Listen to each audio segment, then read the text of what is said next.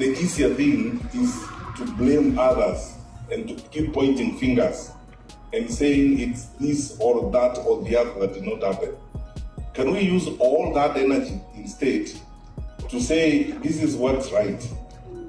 And before I sit down, I need to challenge you on this. What frustrates me sometimes about people I describe as middle class in our country is because I don't know how much we spend time understanding how we could correct our situation. What has gone wrong? Because you see, sometimes, even when people come before you and they talk to you, you have the capacity to really look through these people carefully and help others understand them. But you see, Kenya has listened to so many songs, so many stories, so many lies. You know, so many people praying, telling us what they are not, presenting themselves as diametrically opposite of what they really are. That's so fucking weird. I want to ask you, please, and ask our fellow Kenyans, this time around, let's go for real people, legit people.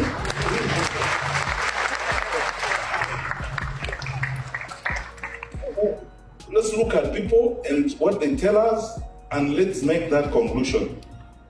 You are good, but for other things, not this one. Or you can help us in another area, but not this particular one. This one, we need serious people to get it done. Because the business of building our country is serious business. These songs and these things you see on the political platform, sometimes I was telling some people, I find it very difficult to even go to a public platform and tell people, because you see, people have been saying these things. God, Jesus. Because that's where they all start, And then they lead you alongside that part, or nice, when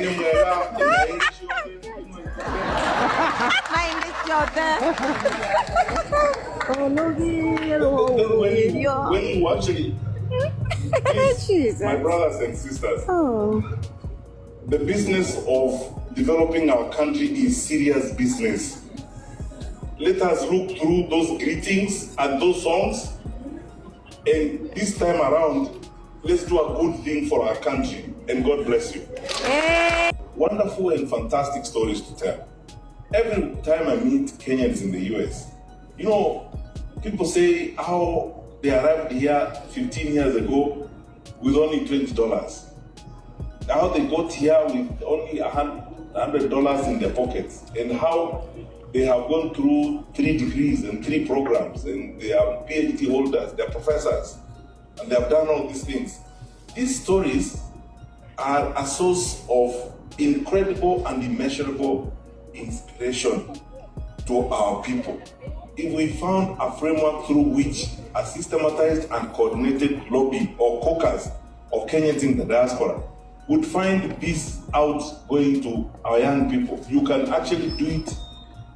Organize yourself either as clusters of counties, or alternatively, divide yourself into various groups so that you help these young men and women to be inspired to understand that life is much more than some of these temporary frustrations. Because, and as Dr. Frank Njenga says, we worked together for quite a while, some of those challenges we are facing in our communities now, where young people are taking their lives, they're committing suicide as a result of frustration and so on and so forth.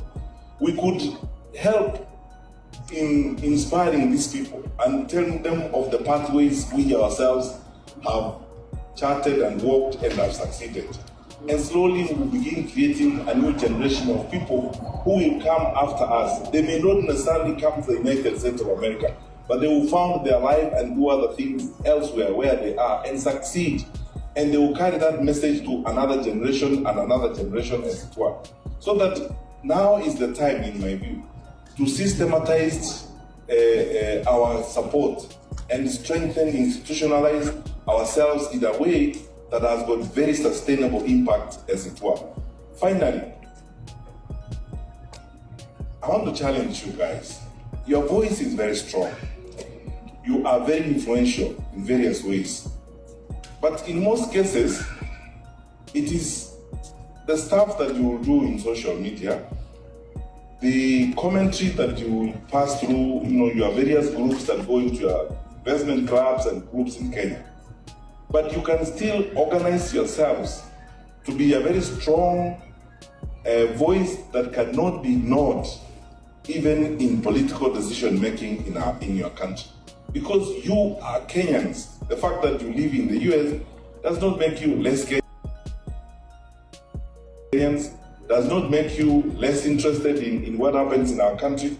You can increase your voice, as I said, through that systematic and coordinated action, as it were. So as we have these conversations on what we are going to do to our country and how we are going to improve our country, the truth is we have challenges. Sometimes I think we are probably closer to the cliff than we think we are. But we can get out of it and we can cross the bridge because we are the long distance country. This is not a marathon. We are the long distance country. We know how to travel the long distance. We will overcome these challenges and move forward. The capacity we have as a country is such that within a generation we can achieve a lot. Now let us go forth and correct these things that we are talking about. Improve ourselves. The opportunity that we seek, because someone was asking me, why would you be interested in being a president? I say, because I know we are better than this, because I know we can do better than we are doing, and because I know what Kenya can do, and because I know what Kenyans can do, and that we can harness ourselves and move forward and do well for our country. So let us engage now in these deep conversations on how we can improve our society and how we can grow our economy and strengthen our people. You are watching Ruto'S TV.